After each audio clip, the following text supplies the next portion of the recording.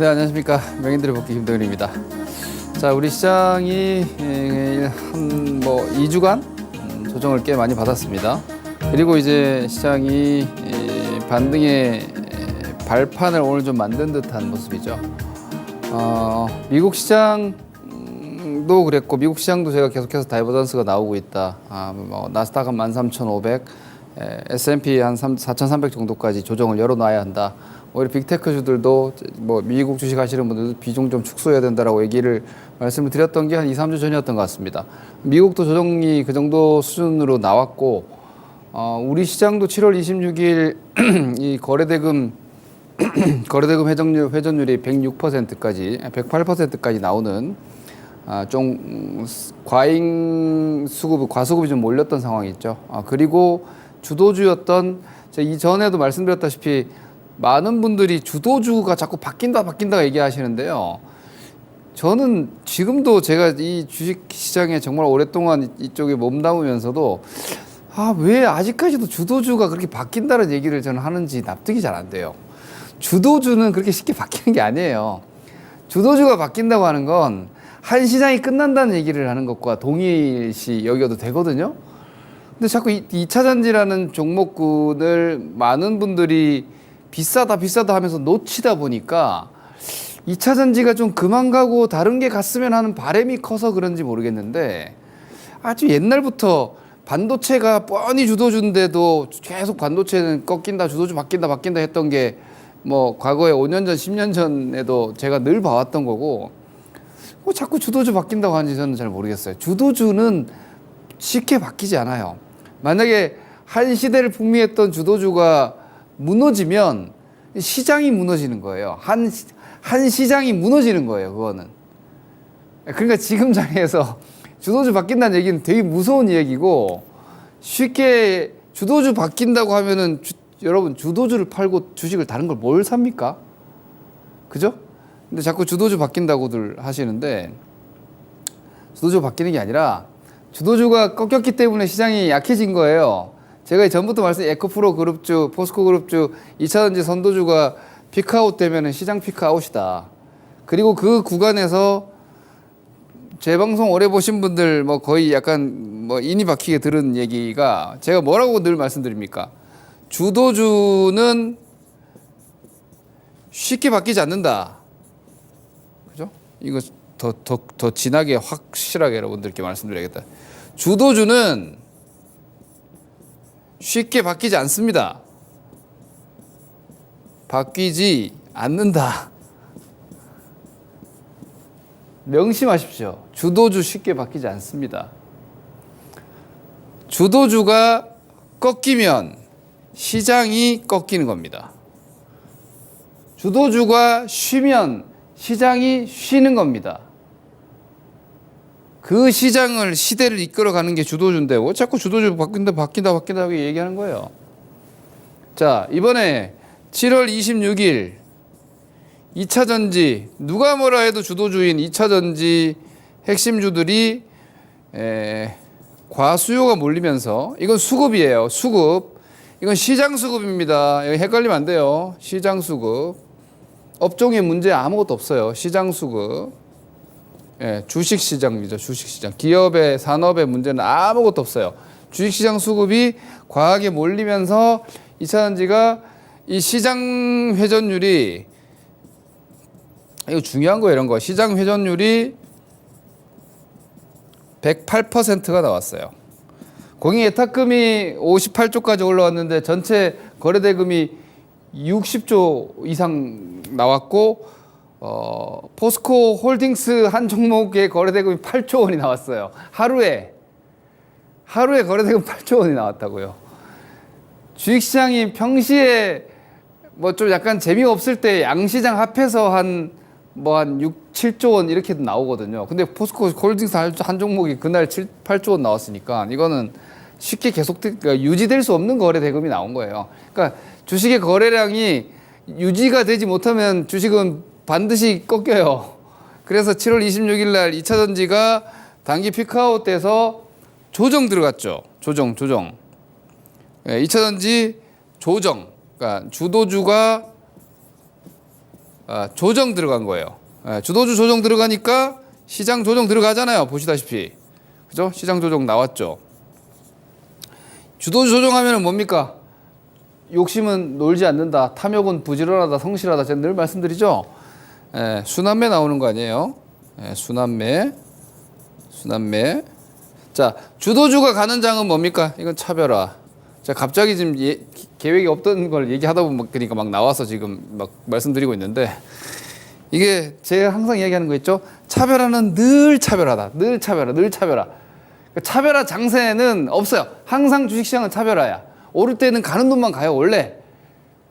특히나 지금처럼 경기가 별로일 때, 경기로 올라갈 때는 많은 주식이 올라가요.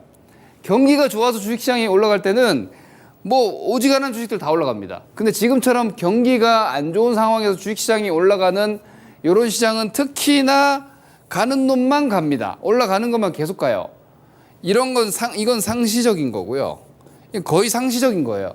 그러니까 항상 가장 강한 주도주를 잡아야 되는 게 우리가 업종을 고르는 목적이 돼야 하는 이유이고,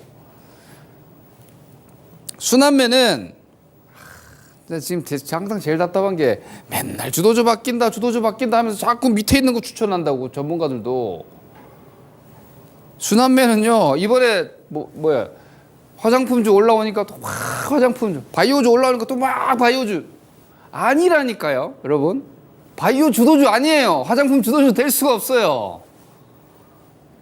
주도주가 쉬었기 때문에 그 틈에 잠깐, 이거는 가끔, 이거는 상시, 둘 중에 뭐 하실 거예요? 무조건 이거 해야죠. 그래서 순환매 노리는 사람들은 뭐 많이 못 먹어요. 1년 중에서 돈 벌 수 있는 기간이 얼마 되지도 않아요. 맨날 소외돼 있다가 잠깐 올라올 때 내 기다림이 막 보람이 있네 해서 금방 끝나버립니다. 주도주는 적절하게 이번처럼 너무 과한데 좀 줄여주고 챙겨놓고 이번에 조정 나오면 또 사면 되는 거예요. 시장 오늘 보세요. 2차전지 밑에서 반등 탁 돌아나가 시장 바로 탁 돌아나가죠. 화장품주 올라간다고 시장 올라갑니까? 바이오주 올라간다고 시장 올라가든가요? 주도주가 바뀔 수가 없어요, 여러분. 이거를 쉬 판단하시면 안 됩니다. 이건 주식의 구조적인 부분이니까 항상 인지하세요. 오늘 쓸데없는 얘기를 너무 일찍, 쓸데없는 얘기는 아닌데 중요한 얘기인데 좀 오늘 준비하지 않은 얘기를 너무 많이 했네. 빨리 합시다. 자, 제가 한 몇 달간 시황 별로 신경 쓸 거 없다고 그랬지, 한 2, 3주 전부터 미국 조정 좀 나올 것 같다. 2차전지 과열 들어갔다. 이제 조금 약간 조정 들어간다고 생각해야 된다. 예상되는 조정이 나올 거다. 조정 나오고 있는데, 근데 이 조정에서 제가 거슬리는 게 몇 가지가 있어요. 그거 한번 공유를 좀 합시다. 일단은 제가 어제 미국 시장을 보고 되게 다행이다 했어요. 왜냐면 여기가 어디예요? 여기가 10월달 고점입니다. 이걸 어제 넘어갔어요. 이게 10년물, 30년물은 아직까지 완전하게 넘어가진 않았는데 하여튼 10년물이 더 중요하니까 이 고점 장기금리가 이 지난 10월 달 요 고점을 넘어갔어요. 여기가 우리 시장 요 저점 찍은 자리고 미국 저점 찍은 자리란 말이에요. 이 구간에서 이제 미국 그 금리가 이렇게 높으니까 미국 채권 가격이 채권 값이 폭락을 해가지고 막 여러 가지 문제들이 생겼죠. 보유 채권 평가 자산들이 은행들이 문제가 생겼죠. 거기를 지금 다시 뚫고 올라갔고, 그리고 많은 사람들이 여기서 채권에 대한 상방 배팅이 들어갔다고요. 그러니까 앞으로 이제 미국이 금리 인상을 중단할 거고 피봇할 거고 금리는 내려갈 거고 인플레는 꺾일 거니까 금리 내려간다, 이쪽에 배팅을 해서 미국 채권은 상방 배팅을 지금 많이 들어갔어요. 근데 박살났습니다 지금. 채권 가격이 지금 단기간 30% 정도 장기 채권 가격이 폭락을 했는데 이게 약간 금융사들의 부담을 주는 요인이에요. 그래서 이거 지금 장기 금리가 올라가는 게, 근데 이거는 사실 오랫동안 문제 되진 않아요. 단기 금리 올라가는 게 문제지 장기 금리는 물론 장기 금리 올라가는 게 문제가 아닌 건 아닌데, 근데 이거는 어쨌거나 또 끌 거예요. 오히려 장기 금리가 올라가서 미국 금융사들은 또 문제 생기잖아요. 그러면은 연준이 돈을 또 풀 거예요. 저는 분명히 그렇게 생각합니다. 왜냐하면 미국채 쪽에서 생기는 문제를 연준이 방치할 수가 없어요. 절대로 할 수가 없어요. 그래서 만약에 뭔가 또 이벤트가 생긴다, 그러면 SBB 사태 때처럼 돈을 또 풀 거예요. 그럼 미국 장이 또 갑니다. 성장주 또 가는 거고. 이게 지금 약간 스트레스를 주고 있다 정도만 이해하시면 되는데, 근데 어제 고점 넘어갔는데도 뭐 그렇게 미국이 발작하지 않는 거 봐서는 일단 뭐 주의하자 정도. 그리고 죄송합니다. 제가 목 상태가 계속 정상화가 안 돼서 8월 말에 잭슨홀 미팅도 있잖아요. 잭슨홀 미팅도 있고 뭐 금리 통화 정책이 중요한 게 아니에요. 지금 통화 정책은 뭐 별 중요하지 않고요. 그래서 요 장기채 금리가 올라가고 있는 부분들이 이거는 제가 지금 뭘 얘기하느냐면, 그러니까 이벤트 우려감이 올라갔다, 이렇게 이해를 하시면 돼요.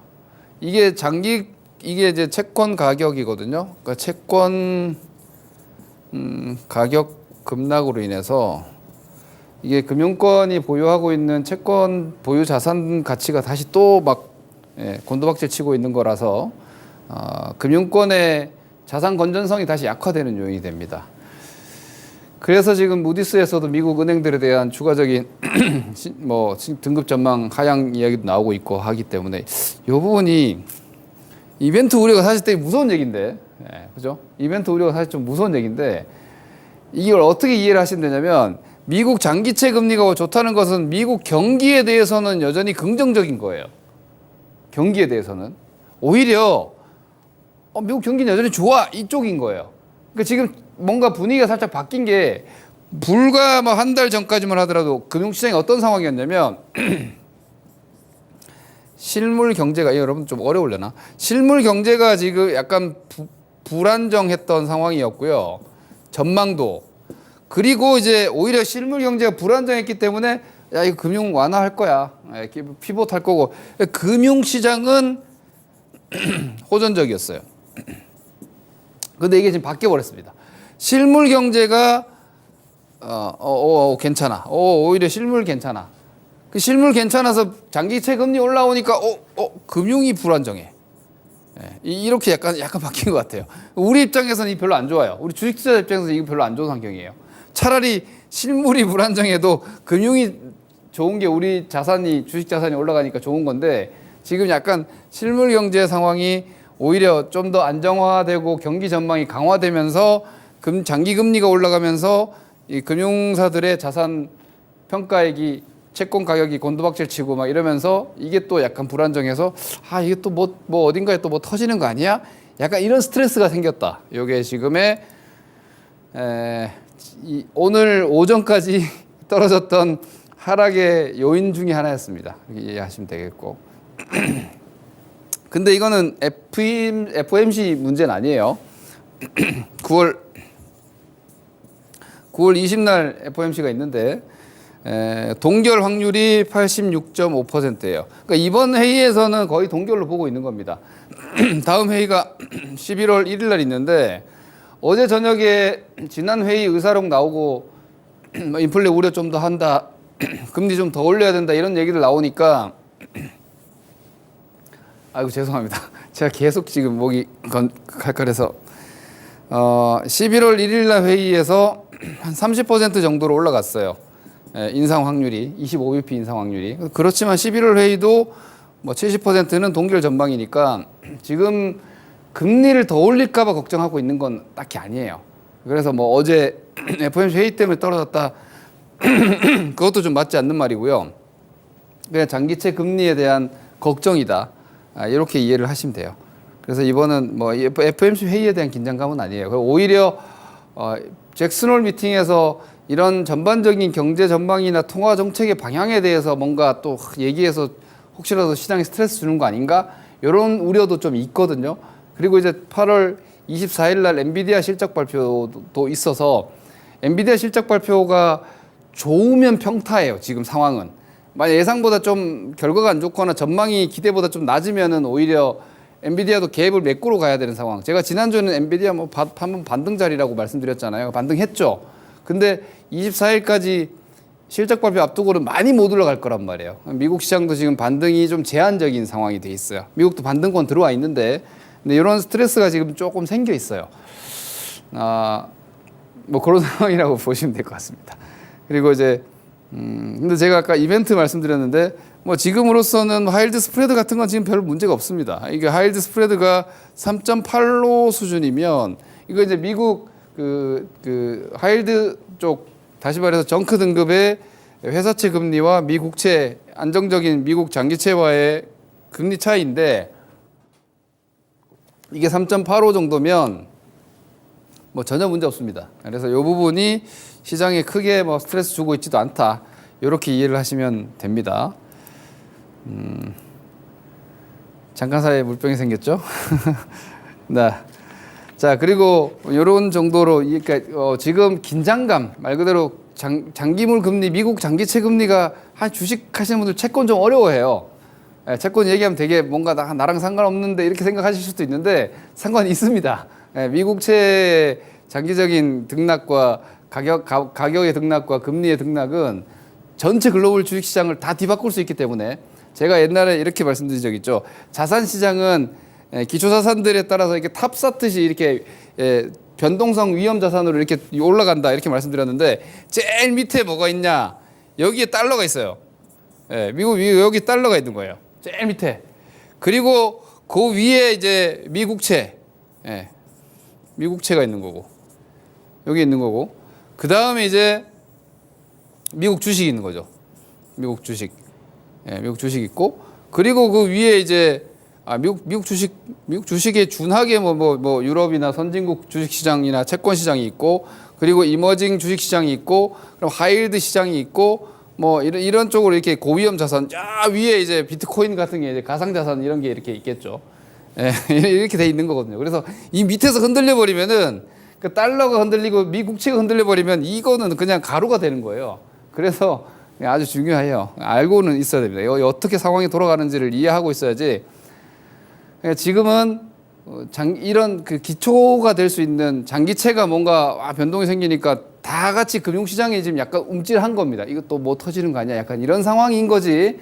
뭔가 터지지도 않았고. 하지만 이 상황에서 주식을 강하게 누가 상방으로 사겠어? 나 같아도 안 살 것 같은데, 이런 식이기 때문에 반등도 강하게 나오긴 좀 어려워요.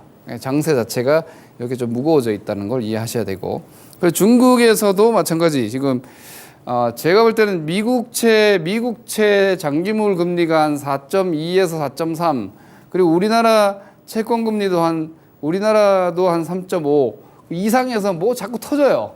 이거 이제 임계점에 와 있어서 고금리가 너무 고착되다 보니까 경제 환경이 그 고금리를 버티지 못하고, 그 고금리를 버티지 못하는 취약 자산들이 조금만 금리가 움직이면 자꾸 뭐 여기저기서 터지고 있어요. 우리도 뭐 PF 쪽도 그렇고, 중국도 마찬가지예요. 중국도 지금 가장 취약한 게 중국의 부동산 개발 회사들인데, 그쪽에서 또 문제들이 생기고, 뭐 엊그제 같은 경우에는 중국의 최대 신탁사가 채권 만기 그 신탁 상품을 상환하지 못해서, 다시 말해서 지급을 연장을 해서 막 되게 다 쫄았단 말이에요. 아침에 엊그저께 우리 광복절 휴장하고 어제 아침이죠. 수요일 아침 다 쫄았어요. 왜냐면 이거 중국 이거 큰일 났다 했는데, 중국 개장이 뭐 무난했어요. 그래서 다행이다 그러고 이제 오늘 이렇게 반등이 나온 거예요. 근데 중국 시장을 보시면, 이거 여러분들이 경제신문이나 이런 뉴스 보면은 막 또 중국 전문가를 나와가지고 다 망한다, 큰일 났다 막 이런단 말이에요.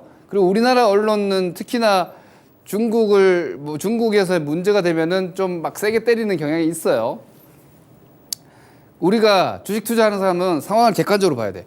그런 뉴스들 쫙 상황 분석하고, 그리고 나서 돈이 어떻게 움직이는지를 봐야 돼요. 우리보다 돈 많은 이들이, 우리보다 훨씬 큰 자산을 가지고 움직이는 이들이 탈출을 한다. 그럼 같이 도망가야 돼요.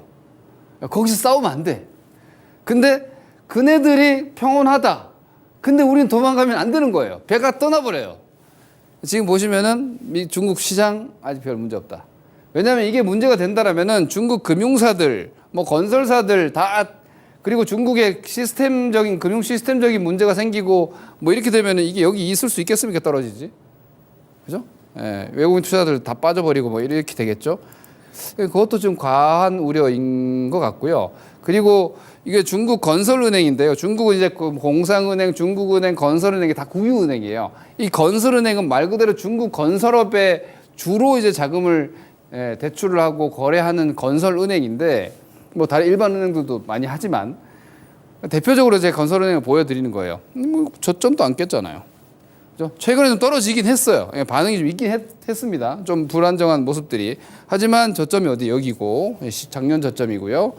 이거 뭐 아직 뭐 그렇게까지 문제가 아닌 것 같아요. 중국 추가 유동성 공급 계속 하고 있고 중국 공산당 일당 독재니까 뭐 다 연장해줘 그러면 연장해주는 거니까 그죠? 우리처럼 민영은행이 아니다 보니까 연장해줘 다 국유은행 연장해줘 그러면 연장해주거든요.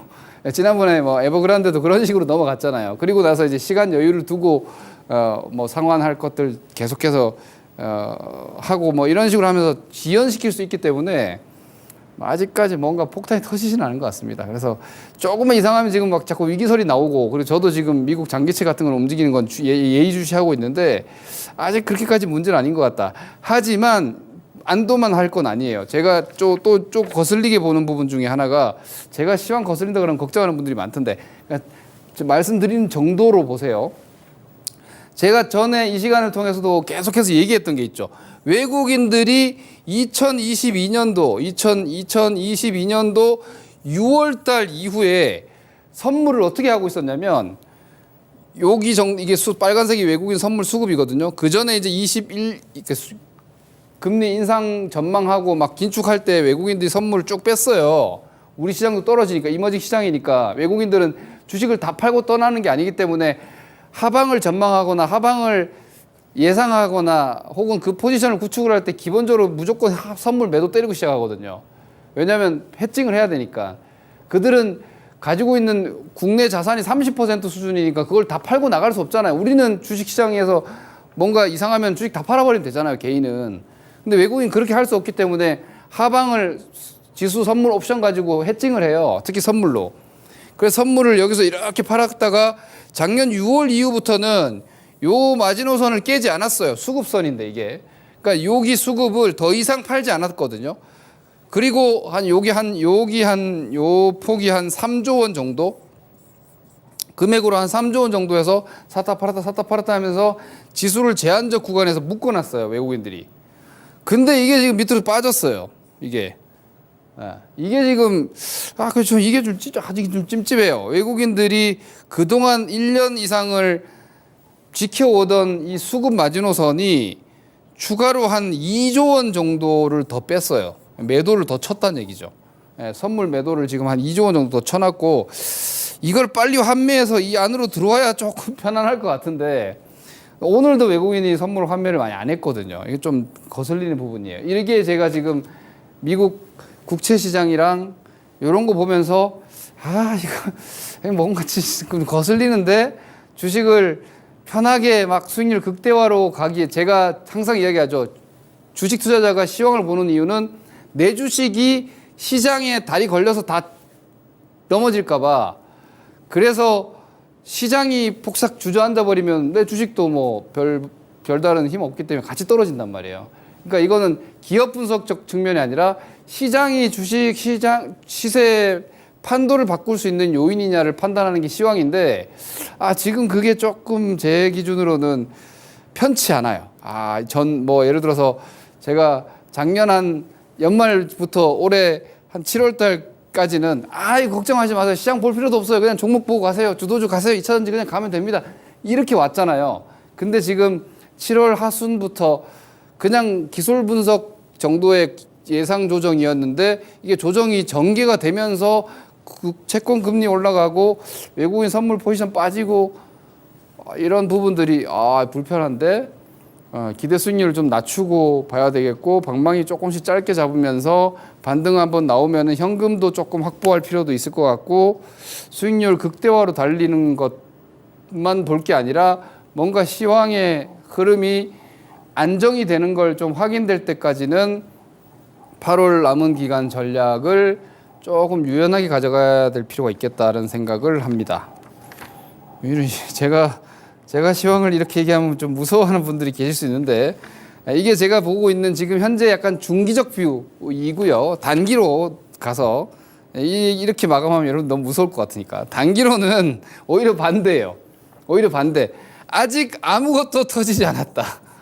아직 아무것도 터지지 않았다. 다시 말해서 도망갈 필요는 없다. 아직 막 다 싸들고 도망가고 주식 묻지마 매도는 아니에요. 그리고 요거 과매도야. 왜냐면 제가 지금 얘기한 이런 것들에 대한 우려감이 조금 과반영됐는데 별 문제가 없기 때문에 반등이 들어올 거예요. 요 정도 반등, 요 갭 매꾸로 들어올 거. 한 2,500 중후반, 아마 2,600 시도 정도까지는 잘하면 나올 수도 있겠다 싶은 반등이 오늘부터 이제 좀 나올 것 같아요. 미국도 당장에 문제가 있어 보이지는 않기 때문에 미국도 좀 과대낙폭에 대한 반등이 나올 것 같고 그 반등의 출발을 2차 전지가 오늘 했잖아요. 그러면은 이 반등은 또 2차 전지 위주예요. 그리고 2차 전지가 어느 정도 반등을 또 해서 또 저항에 부딪히고 매물권에 부딪히면은 시장도 좀 부딪힐 가능성이 높아요. 이런 식으로 보시면 되겠고 엔비디아가 24일 날 실적 발표 있는데 지금 ISC, 한미반도체, 뭐 이오테크닉스 핵심 AI 관련주들이 주가가 버티고 있죠. 그때까지는 좀 버틸 것 같아요. 그러니까 반도체 핵심주, 2차 전지주 반등 같이 나오면서 오히려 한 1주 정도의 구간은 반등권이 될 것 같다. 근데 그 반등할 때 너무 욕심내지 마시고 아까 말씀드린 불편함이 제거될 때까지는 조금 방망이 짧게 잡으시고 약간의 뭐 30% 정도 현금을 그때 가서 또 관리를 한다든지 이런 정도의 박자로 한번 보자 이렇게 말씀드리겠습니다. 이후 시황 보면서 제가 보는 불편함이 해소가 되는지는 계속 체크해 드리도록 하겠습니다. 그리고 제가 이런 여러 가지 상황들 감안해서 좀 디테일한 업종 전략 같은 것들은 일요일 날 제 김동현 TV 유튜브가 있습니다. 8시에 라이브 공개 방송을 해드릴 테니까 입장하셔서 많이들 보시기 바랍니다. 다음 주 뵙겠습니다. 김동현입니다.